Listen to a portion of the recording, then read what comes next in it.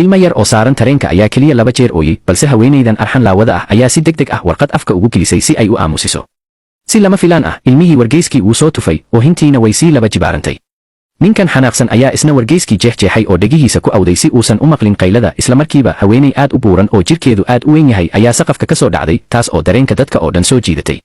Markii ay aragtay ilmaha ooyaya, haweenaydii buurnayd si xun ayay ugu soo dhaqaaqday, ilmihii yaraana dusha ayay ka qabatay oo miiska ku tuurtay. kadibna si naxariis darro ah ayay caloosha uga fariisatay, iyadoo gacan adagna ku haysa afka ilmaha si naqaasku ugu xirmo. Ilmihii yaraa wuxuu isku dayay inuu gacmihiisa yaryar isaga celiyo, balse waxba kama tarin. haweenaydii ma kicin ilaa uu dhaqdhaqaaqa ilmaha ka istaagay oo uu naftii ka baxday. markii qayladii ilmaha la waayey, dadkii rakaabka ahaa way wada istaageen oo sacab iyo bogaadin ugu qubeeyeen haweenaydii dishay ilmaha, iyaduna si faan ku jiro ayay u aqbashay. Dhanka kale, nin dhagaha dhegaysi headphones xiran oo hees dhegaysanaya ayaa arkay bac madow oo dhulka taala, aad ayuuna ula yaabay waxa ay tahay. shaki ayaa galay, wuxuuna ku hubiyey lugtiisa isagoo laad xooggan ku dhuftay, balse wuxuu dareemay in waxa ku jira ay yihiin wax jilicsan. bacdii ayuu si degdeg ah u furay, balse naxdin ayay ku noqotay markii uu arkay in ilmo yar uu ku jiro bacda dhexdeeda.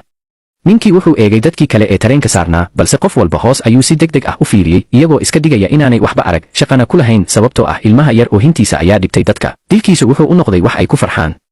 dambiilaha dhabta ah ma ahan keliya kan dilka geystay, ee waa qalbiyada dhintay ee bulshada.